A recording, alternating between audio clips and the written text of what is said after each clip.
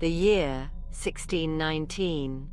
Darkness cloaked Belvoir Castle, its imposing silhouette a stark contrast to the moonlit sky. A chill wind howled through the trees, carrying with it whispers of discontent and fear. Something wicked this way comes.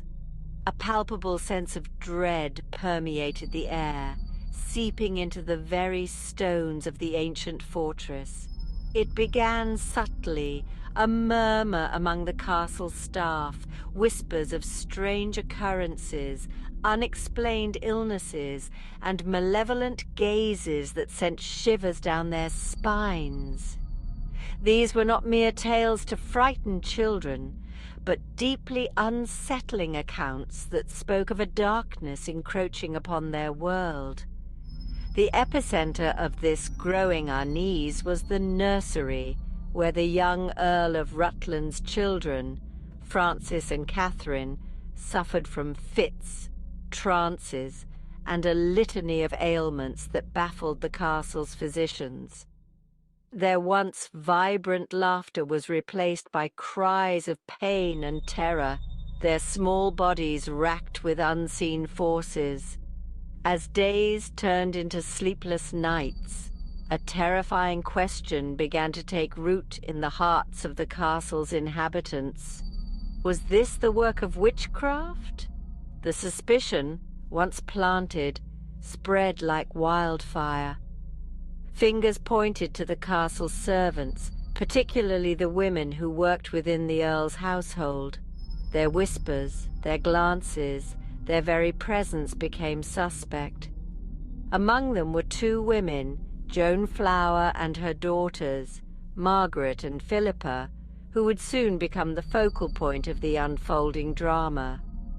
These women, marginalized and vulnerable, were about to be swept up in a tide of fear and superstition that would forever alter their destinies. The whispers grew louder, evolving from hushed tones to outright accusations. They spoke of curses, of malevolent spirits, of pacts made with the devil himself. The castle walls, once a symbol of safety and security, now seemed to close in, suffocating the inhabitants with fear and suspicion. As the accusations flew, a sense of urgency gripped the Earl and Countess of Rutland.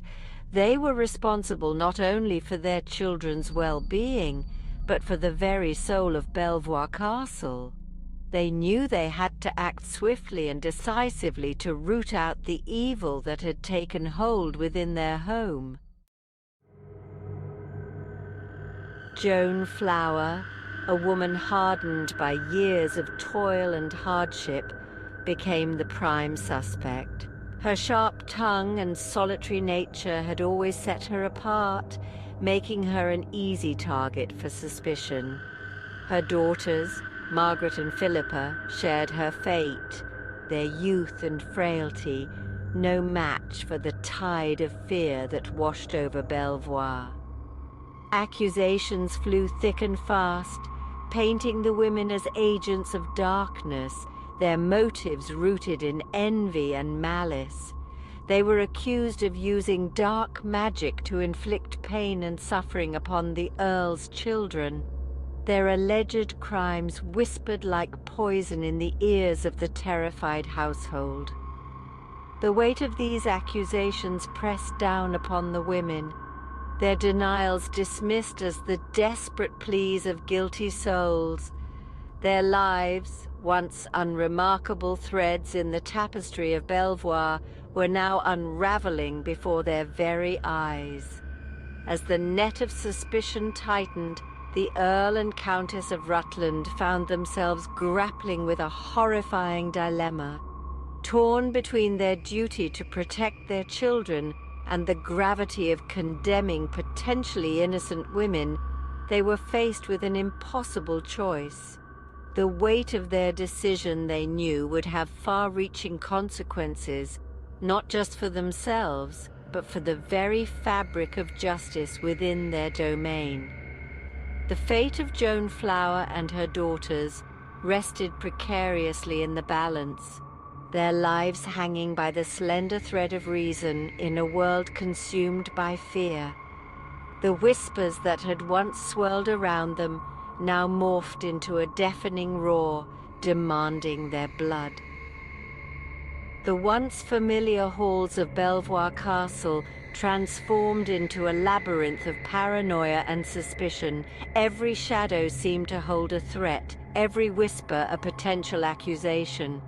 The servants, once bound by a shared purpose, now eyed each other with distrust, their loyalties tested by the spectre of witchcraft. Amidst this atmosphere of fear and uncertainty, Joan Flower and her daughters became symbols of a darkness that threatened to consume them all. Their names, once spoken with indifference, were now uttered with a mixture of fear and loathing, their very existence a chilling reminder of the evil that lurked in their midst. The accusations against Joan Flower and her daughters were as varied as they were disturbing. Some claimed to have witnessed the women whispering incantations over the children's beds, their eyes glowing with an unnatural light. Others swore they had seen them gathering herbs under the light of the full moon, their cauldrons bubbling with sinister concoctions. Each tale, more outlandish than the last, served to solidify the belief that dark forces were at play within the castle walls. Fear, like a contagious disease, spread from servant to servant, from villager to villager. The once familiar faces of neighbors and friends now seemed twisted and grotesque, their smiles replaced with knowing smirks and accusatory glares. The very air crackled with suspicion, every corner of Belvoir Castle shrouded in a palpable sense of dread. As the accusations mounted, the Earl of Rutland found himself under immense pressure to act. His once peaceful domain was teetering on the brink of chaos, his authority challenged by the insidious whispers of witchcraft. He knew that to restore order, he had to address the allegations head-on, to confront the darkness that threatened to engulf his family and his home. But how does one combat an enemy that lurks in the shadows, an enemy that feeds on fear and thrives on the unseen? The Earl, torn between his paternal instincts and his duty to uphold justice, found himself facing an impossible dilemma. To condemn the accused without concrete proof would be an act of barbarity, yet to ignore the growing unrest within his domain could prove disastrous. He sought counsel from his advisers, men of reason and experience, yet even they were not immune to the pervasive fear that gripped Belvoir. The spectre of witchcraft hung heavy in the air, casting a long shadow over their deliberations. As days turned into sleepless nights, the weight of his decision pressed down upon the Earl, the fate of Joan Flower and her daughters, resting heavily on his shoulders. He knew that the path ahead was fraught with danger, a perilous journey into the heart of darkness, where the line between truth and illusion blurred, and the consequences of his actions would reverberate through the ages.